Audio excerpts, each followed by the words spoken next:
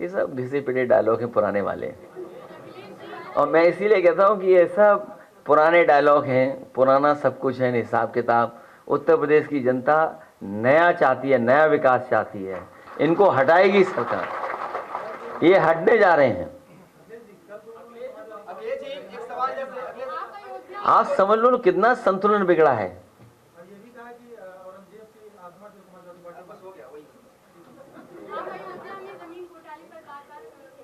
देखिए मैंने आपसे कहा, और कई बार मैंने आपसे आपके बीच में इस बात को कहा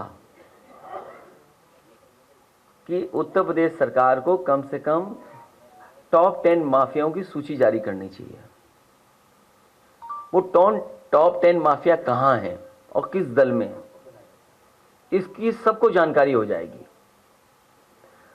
मुख्यमंत्री जी पहले मुख्यमंत्री हैं जिन्होंने अपने मुकदमे वापस लिए हैं, और कितने गंभीर मुकदमे लिए हैं, कितने गंभीर मुकदमे लिए हैं, ये हमारे आदरणीय माता प्रसाद पांडे जी सब जानते हैं उनके बारे में। और अगर विस्तार से सुनना चाहो तो मैं कहूँ माइक उन्हें दे दूं।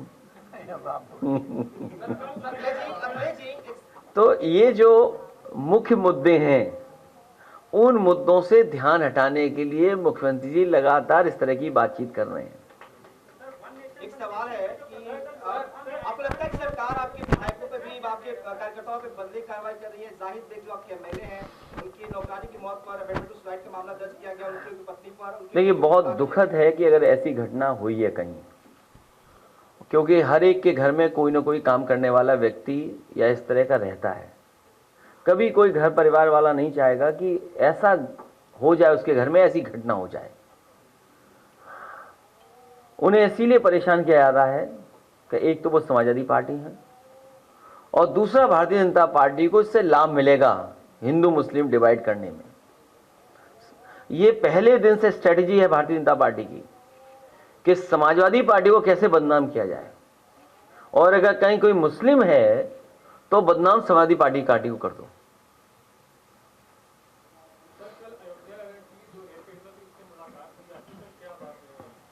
उसने मुझसे कहा कि सुरक्षा मिलनी चाहिए, उसे न्याय मिलना चाहिए, और जो दोषी हैं उनके खिलाफ कार्रवाई हो, उसकी नौकरी जो मंदिर परिषद में थी उसकी नौकरी न छीनी जाए, और उसके परिवार के ऊपर अननेसेसरी दबाव न बनाया जाए, क्योंकि सरकार कोशिश कर रही है कि दबाव बनाया जाए, क्योंकि उसमें भारतीय जनता पार्टी के ही लोग शामिल हैं। तो कम से कम मुख्यमंत्री जी मिल्कीपुर गए हैं, उस बेटी के न्याय दिलाने के लिए भी कुछ न कुछ कहेंगे।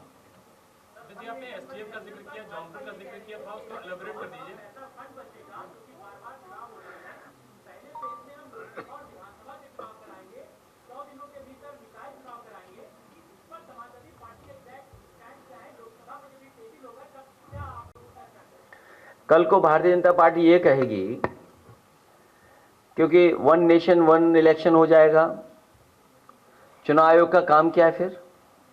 चुनाव आयोग में भी जो अधिकारी हैं, कर्मचारी हैं, उन पर भी बहुत खर्चा होता है। और आप साजिश से सावधान इसलिए रहिए कि इसमें कर्मचारी और अधिकारी आउटसोर्स किए जाएंगे, लेटरल एंट्री से लाए जाएंगे। मान लीजिए अगर लेटरल एंट्री से लाए गए तब, और अभी भी आपको जानकारी होगी जहां जहां चुनाव है 10 सभी बीएलओ हटा दिए गए हैं, अगर उनका कहीं भी किसी तरीके से समाजवादी पार्टी या समाजवादी पार्टी से झुकाव है, या उनके नाम के आगे कुछ अगर लिखा है तो ये तो आपको भी पता है।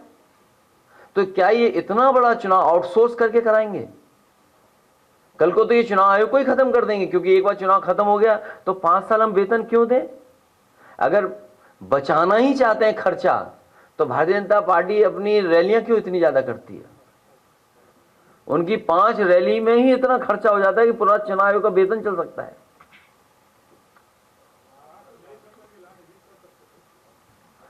और अपनी पार्टी के राष्ट्रीय अध्यक्ष का भी चुनाव कर सकते थे।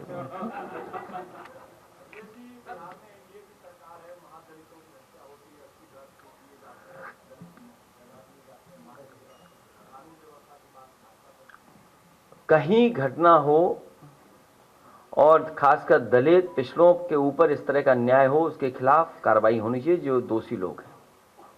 और भारतीय जनता पार्टी का डबल स्टैंडर्ड कोई पहली बार नहीं है, डबल स्टैंडर्ड उनका हमेशा रहा है, डबल स्टैंडर्ड। आप याद होगा जब यहां पर गवर्नर थे राम नाईक जी, डीएम एसएसपी अधिकारी कौन पोस्ट हैं उनके बारे में हर दिन चर्चा करते थे, और आज आप बताइए टॉप में कौन सा पोस्ट है। कई ऐसे अधिकारी पोस्ट हो गए हैं जिनके कारण बहुत सारे लोग कुछ बनने से पहले रिटायर हो गए। न जाने कितने ऐसे अधिकारी हैं जो वहां तक पहुंच सकते थे, उन्हें मौका मिल सकता था, वो रिटायर हो गए सब।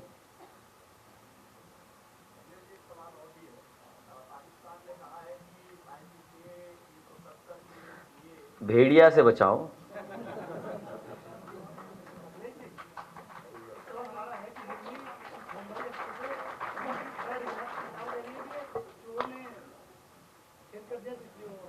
देखिए, ये भारतीय जनता पार्टी हाईवे बनाना नहीं जानती है। अगर हाईवे बना रहे होते ये लोग तो आपका पूर्वांचल भी अच्छा चल रहा होता, बुंदेलखंड भी अच्छा चल रहा होता, और फिर आगरा से मुंबई से लेकर के जो दिल्ली वाला एक्सप्रेसवे है वो 1 लाख करोड़ का है। 1 लाख करोड़ का एक्सप्रेसवे है। अगर वहां गड्ढे हो रहे हैं तो ये सवाल खड़ा होता है कि आखिर गड्ढे कैसे हो रहे हैं वहां पर।